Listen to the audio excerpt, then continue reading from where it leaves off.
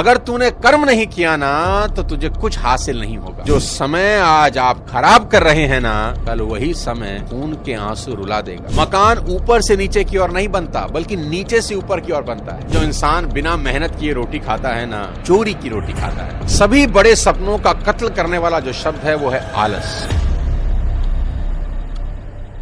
साथियों, कभी सोचा है कि इंसान नंगा ही क्यों पैदा होता है? इस एक बात को आज गहराई से सोचना कि पैदा होते वक्त किसी भी इंसान के तन पर वस्त्र नहीं होते। प्रकृति उसे कुछ नहीं देती, खाली हाथ भेजती है। होना तो ऐसा चाहिए था कि इधर बच्चा पैदा हुआ, उधर कुदरत ने आसमान से उसकी जरूरत की सभी चीजें टपका दी। गाड़ी भेज दी, मकान भेज दिए, ऐशो आराम की सभी चीजें भेज दी, खाने पीने की चीजें भेज दी कि ले भाई खा पी और ऐश कर।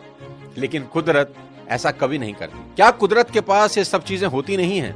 जरूर होती हैं, पर कुदरत कहती है कर्म कर और जो चाहता है मुझसे ले ले। तेरी जरूरत की हर चीज इस दुनिया में मौजूद है। तेरे मन में इच्छाएं जन्म लेती रहेंगी, लेकिन कर्म करके तू अपनी हर इच्छा पूरी करते रहना। कुदरत कहती है सावधान रहना, अगर तूने कर्म नहीं किया ना तो तुझे कुछ हासिल नहीं होगा, और फिर एक दिन मैं तुझे ऐसी ही वस्त्रहीन वापस बुला लूंगी। पृथ्वी का सारा वैभव तुझे पृथ्वी पर ही छोड़ना होगा। कुछ भी तेरे साथ न जाएगा। सुख और दुख मेरे ये दो दूत तेरे साथ रहेंगे हमेशा। तू जैसे जैसे कर्म करेगा तुझे वैसे वैसे फल मिलते रहेंगे। साथियों, ये है नेचर का चमत्कार। प्रकृति कहती है इस संसार में सब कुछ है जो तुम सोच सकते हो, और वो भी जो नहीं सोच सकते। पर कर्महीन के लिए इस दुनिया में कुछ नहीं है। गोस्वामी तुलसीदास जी ने बेहद शानदार लिखा है कि सकल पदार्थ हैं जग माही, कर्महीन नर पावत नाही। यानी इस संसार में सब कुछ है जो तुम्हें चाहिए, लेकिन जो कर्म ना करे उसके लिए कुछ भी नहीं है। गांधी कहते थे सबसे बढ़िया कमाई पसीने की कमाई। उन्होंने कहा जो इंसान बिना मेहनत किए रोटी खाता है ना, चोरी की रोटी खाता है।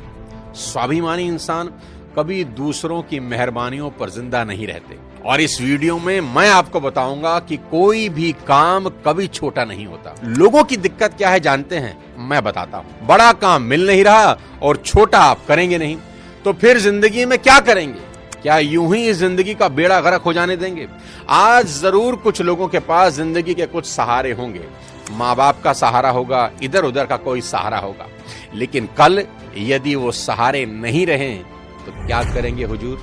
इस बात को आज अच्छे से समझ लें कि जो समय आज आप खराब कर रहे हैं ना, कल वही समय खून के आंसू रुला देगा, और ये दुनिया आपकी बर्बादी का तमाशा देखेगी हंसते हंसते। काम चोर और कर्महीनों की यही गति होती है। नोट कर लो आज मेरी बात कि इस दुनिया में समझदार लोग किसी काम को छोटा नहीं समझते।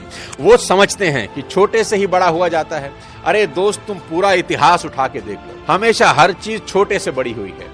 खुद सोचो, दिमाग लगाओ, आप बड़े पैदा हुए थे कि छोटे? सीधा 20 साल के तो पैदा नहीं हुए थे ना, धीरे धीरे ही बड़े हुए। एक छोटा सा बीज ही पेड़ बनता है। मकान ऊपर से नीचे की ओर नहीं बनता, बल्कि नीचे से ऊपर की ओर बनता है। नोट करो, ईश्वर सर्वशक्तिमान है, सारा ब्रह्मांड उनके ही हाथ में है, मगर वो भी जब इस धरा पर आए तो बाल रूप में ही आए। फिर चाहे राम हो, कृष्ण हो, नानक हो या कोई पीर पैगंबर। प्रकृति, नेचर हमेशा छोटे से बड़े होने को सपोर्ट करती है। इसलिए किसी भी काम को कभी छोटा मत समझना। कोई भी काम हाथ में लेकर मेहनत और लगन से उसे बड़ा बना देना। उठो, कमर कस लो, कसम उठा लो कि इस दुनिया को कुछ करके दिखाना है यार, कुछ बनना है। गुमनामी की मौत नहीं मरना। पूरी दुनिया के लिए नहीं तो कम से कम अपने देश के लिए उठो। देश के लिए ना सही तो राज्य के लिए उठो।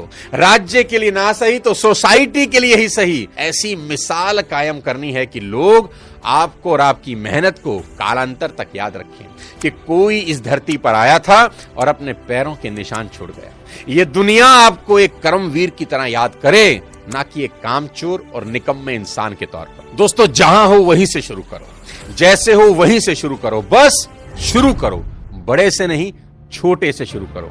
यहाँ सिखों के 5वें गुरु श्री अर्जुन देव के बारे में बात करना बहुत जरूरी है, उनको याद करना बहुत जरूरी है। अर्जुन देव जब चौथे गुरु के अखाड़े में शामिल हुए तो रिचुअल्स के अकॉर्डिंग उन्हें छोटे छोटे काम करने को दिए गए। उन कामों में झूठे बर्तन साफ करना शामिल था। अर्जुन देव जी को जो भी काम बताया गया उन्होंने बड़ी लगन और ईमानदारी से उसे पूरा कर दिया। उन्होंने छोटे काम करने में कोई संकोच नहीं किया, ना ही किसी तरह का कोई इंफीरियरिटी कॉम्प्लेक्स उनमें आया। वहां मौजूद बाकी अन्य शिष्य सत्संग का आनंद लेते थे, मौज ले रहे थे, परंतु श्री अर्जुन देव आधी आधी रात तक काम में लगे रहते और काम पूरा करके ही आराम करते थे।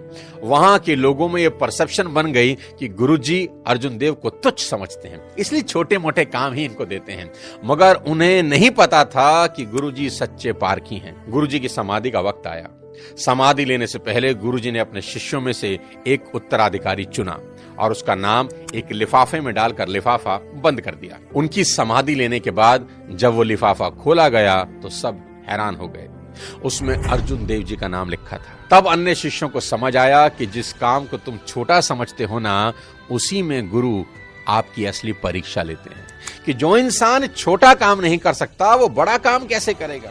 जो इंसान कम वजन ना उठा सके उसे भारी वजन कैसे दिया जा सकता है। स्वामी विवेकानंद कहा करते थे, कोई काम छोटा नहीं, यदि मनपसंद काम मिल जाए तो मूर्ख भी उसे पूरा कर लेते हैं, किंतु बुद्धिमान इंसान वही है जो हर काम को अपने लिए पसंद का काम बना ले और उसी में रम जाए। आपको जानकर बड़ी हैरानी होगी मेरे दोस्त कि कभी ब्रिटेन के अंदर बेकारी का दंड दिया जाता था, यानी जो इंसान बेकार बैठा है उसे दंडित यानी पनिशमेंट मिलती थी। पहली बार किसी को बेकारी के जुर्म में पकड़े जाने पर उस इंसान को जज के सामने पेश कर उसका गुनाह सबमिट किया जाता था। दूसरी बार अगर वही इंसान बेकारी के जुर्म में पकड़ा जाता था, उसके हाथ दाग दिए जाते थे, कोड़े मारे जाते थे और कान का ऊपर का भाग काट दिया जाता था। तीसरी बार उसे कैद की सजा सुनाई जाती थी और चौथी बार मृत्यु दंड ही दे दिया जाता था। और ये लॉ सिर्फ ब्रिटेन में नहीं था, पूरे यूनान में भी बेकारी के अपराध का दंड भोगना पड़ता था। आप सोच के देखिए, अगर पूरी दुनिया में जो खाली और बेकार बैठे हैं, निकम्मे और आलसी हैं, अगर उनको ऐसी पनिशमेंट मिल जाए तो क्या होगा। ये दुनिया कहां से कहां पहुंच जाएगी। सभी बड़े सपनों का कत्ल करने वाला जो शब्द है वो है आलस। आलस एक बहुत ही मीठा दुश्मन है। ये बड़ी धीरे से आपको बोलेगा, अरे भाई अगर थक गए हो तो थोड़ा आराम कर लो, क्यों शरीर खराब कर रहे हो, कोलू के बैल की तरह लगे हो, थोड़ा आराम करो, काम तो रोज ही करना है। इस आलस की वजह से ही खरगोश जैसा जानवर कछुए से रेस हार जाता है कि चलो थोड़ा आराम कर लें, कछुआ तो अभी बहुत दूर है। दोस्त, इस दुनिया में आलस से बड़ा कोई दुश्मन नहीं, इसे